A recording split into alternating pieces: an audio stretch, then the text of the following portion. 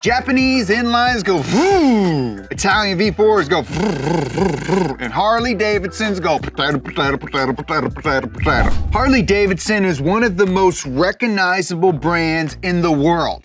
They make motorcycles with an iconic style, but they're heavy. They got a distinguished sound, but they're unreliable. They have 118 years of R&D under their belt, but they're still pretty old-fashioned. But the thing about Harley Davidson is they know how to survive in a changing world, and their Revolution Max is a brand new engine packed with the latest technology. It's aimed to make Harleys lighter, more refined, more reliable, and baby oh baby, more powerful than ever. So today we're gonna look at Harley's new engine, get our potato, potato, potato, potato, potato on, and see if the Rev Max still has that iconic Harleyness, but with some new tech to boot. Let's go.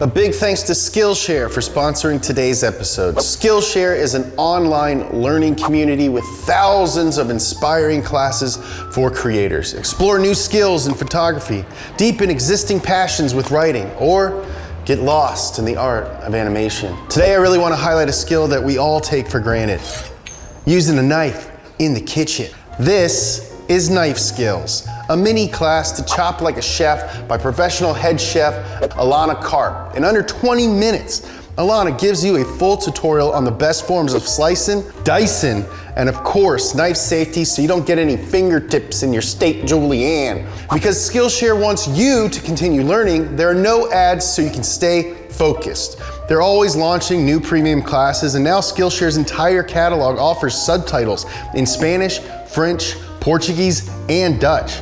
That's fantastico. Right now, the first 1,000 of you donut boys and girls to click on the link in the description will get a free 1-month trial to Skillshare. So don't wait, start exploring your creativity today. And now, back to the show. Part of what makes Harley recognizably a Harley is its big V-twin engine. The first debuted all the way back in 1911, and the latest is only their 10th V-twin design. But the new 2021 Revolution Max engine, or Rev Max for short, is unlike anything that came before it. The bikes featuring this engine have totally new designs and make more power than any Harley to date. But that new engine also lacks a fundamental Harley characteristic, and that could have some of the brand's faithful saying, "It doesn't shake your belly when you get on it. It doesn't make your hands numb after 5 minutes of riding. What a bitch." We all know it's what's inside that counts, like a turduncan. So to understand what's so revolutionary about the Rev Max, we need to start on the outside, because the Rev Max requires a frame design that's a bit unusual for Harley Davidson. The Revolution Max has appeared in 2 bikes so far, the Sportster S, which looks a bit like you'd expect, and the Pan America, which doesn't. That's because the Pan America is something totally new. It's a heavyweight adventure bike jam-packed with the latest technology to take on the reigning ADV champion, the BMW GS. It's got electronic traction control, touchscreen, and even active suspension. Pretty sick for an adventure bike. Oh, this is me on an adventure. I'm on an adventure. Oh, adventuring. While the Sportster S is a bit more low-tech, what it has in common with the Pan America is that the whole bike is tied together by its motor, literally. Unlike most Harley engines of the past, the Rev Max is designed to be a stress frame member. The motorcycle's frame or chassis is the structural load-bearing part of the bike which everything else attaches to. Most Harley Davidsons use a cradle frame. That's roughly a trapezoidal box constructed by welding together metal tubes, and the engine is supported inside that structure. Cradle frames have been around since the first motorized bicycles appeared all the way back in the 1860s, and they're the most common type of motorcycle frame. That's because they're strong, they're inexpensive, and they're easy to produce, and the same basic frame can be adapted for lots of different engines and models, which also helps it make it be cheaper. Freaking manufacturing 101. But cradle frames do have some drawbacks, especially when paired with a large, heavy engine like the ones found in most Harleys. The engine is bolted inside the frame but uses rubber mounting points to isolate the rider from the engine's vibration. Those rubber mounts mean the engine and frame can move around independently of each other, disturbing the bike's handling. It's even been argued that this contributes to an uncontrollable condition nicknamed death wobble, which can lead to something like this.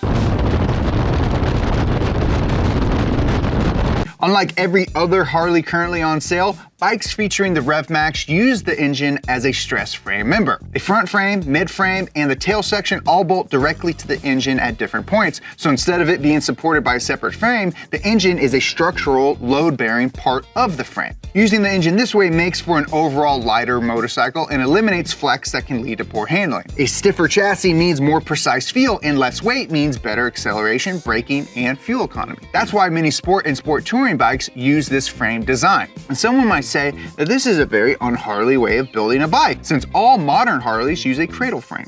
But they actually use stress member engines as far back as 1919 with their Model W. So it's been done before, and if Harley did it before, then it's not un-Harley-like, because they already did it. That defeats the un-Harley-like position if you're claiming to take that position.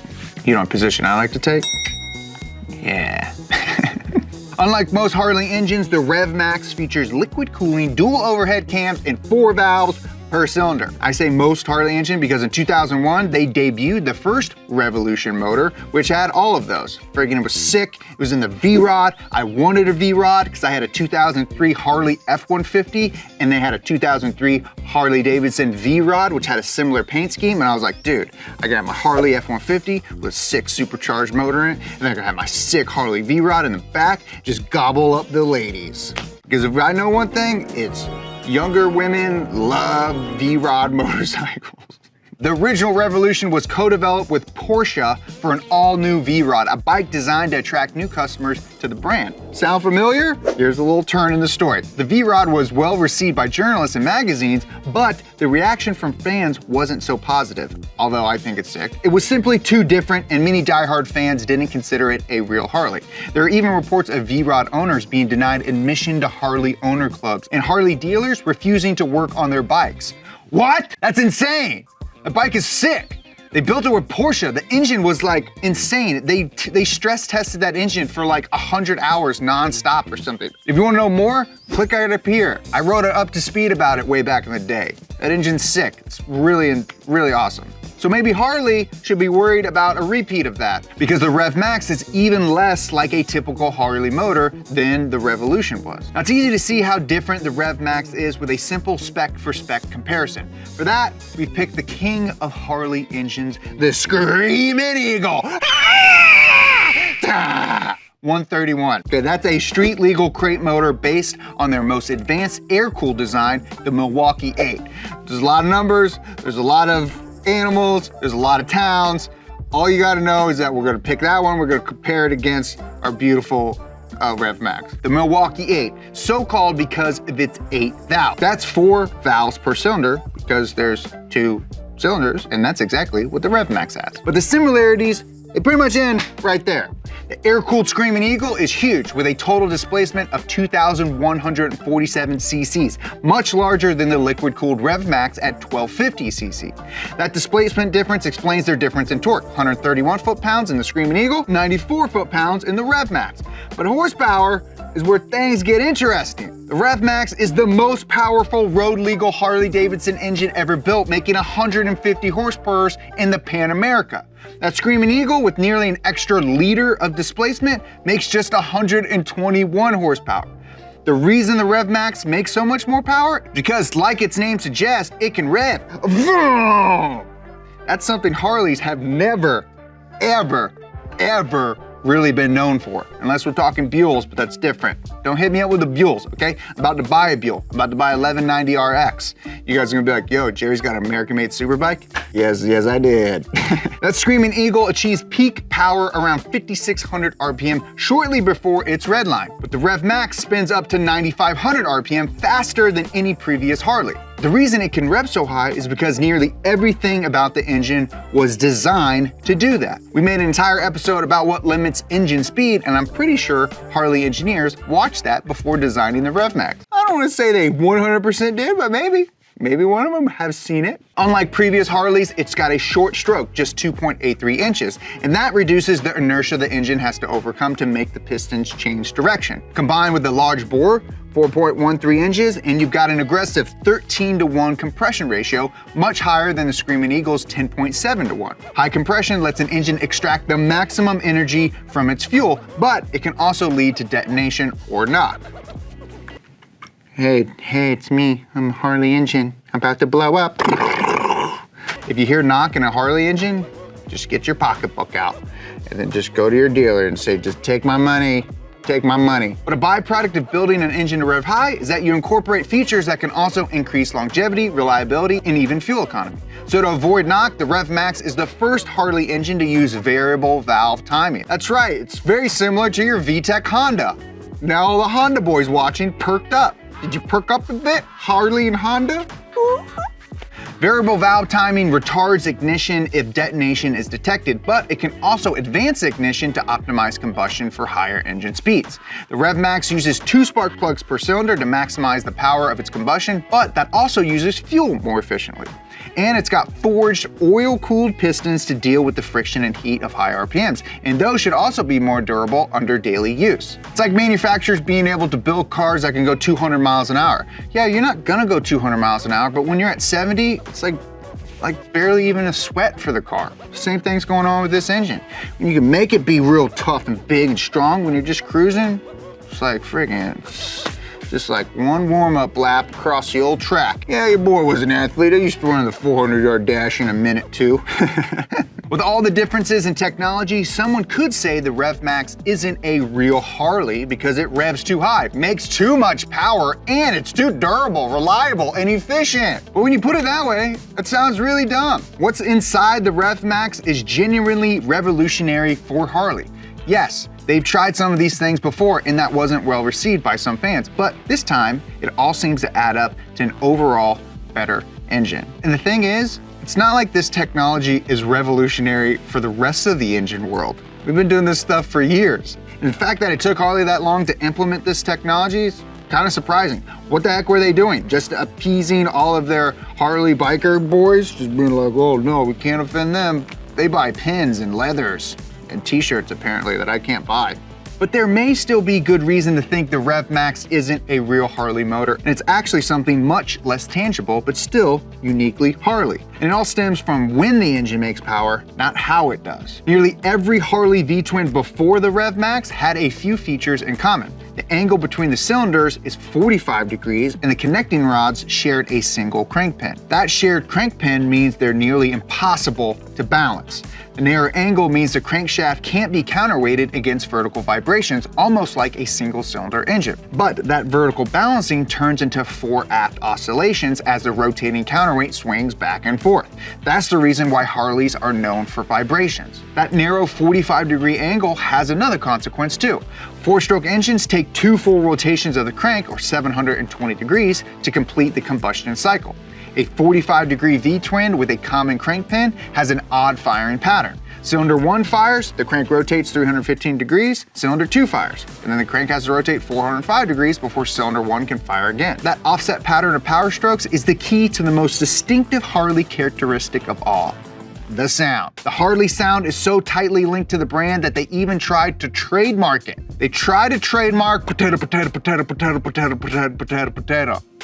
Didn't work. One reason why the previous Revolution motor wasn't well received by Harley fans is because they claimed it didn't sound like a Harley. That was partially due to its cylinder bank angle, 60 degrees. The new Rev Max also has a 60-degree bank angle, but unlike the previous Revolution and its previous Harley V-twins, it has 2 crank pins. Those offset the pistons by a further 30 degrees for a firing separation of just 90 degrees. This makes the Rev Max much easier to balance, and they've claimed they've eliminated almost all vibration. A vibrationless bike seems pretty un-Harley-like. That was a little poem I just came up with. But because of the Rev Max's firing order, the effect on sound is much more pronounced. Cylinder 1 fires, the crank rotates 270 degrees, cylinder 2 fires, and then the crank has to rotate 450 degrees before cylinder 1 fires again. That's the same firing order you'd find in Ducati's 90-degree L-twin, and it makes for a distinctly un-Harley-like sound. Harleys sounding like Ducatis? Oh, well, why don't you just put marinara on my hot dog?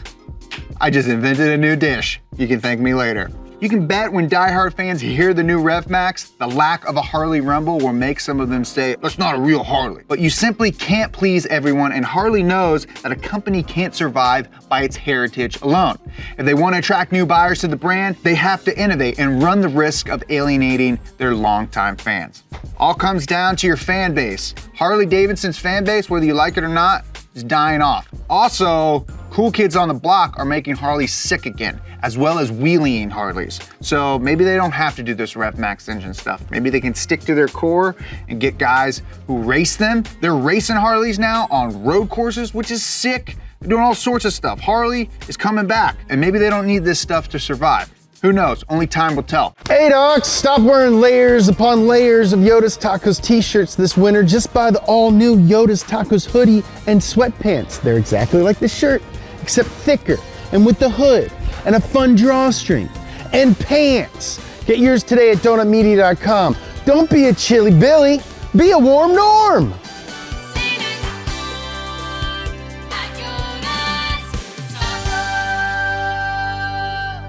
Let me know down in the comments below what you think. Do you think this is a cool move for Harley? Do you not care? Do you not give a crap about Harley? I think it's pretty cool. I love when companies do new stuff. Although it's not really, let's be honest, it's not that new. It's just new for them, but still cool. Thank you guys so much for watching this episode of B2B. Follow us here on Instagram at Donut Media. Follow me at Jeremiah Burton. I gotta do more posts on Instagram. I don't do a lot of stuff on there, but you know what? Tonight, I'm gonna post something very special just for you guys who watch this episode. If you like us, please hit that like button. If you don't like us, hit that dislike button. I know you can't see it, but it lets us know whether or not the videos we're producing are good or bad. So that helps us out. Hit subscribe. Subscribe, please. Hit the bell. Notify you when we put up new videos. Until next week, bye for now.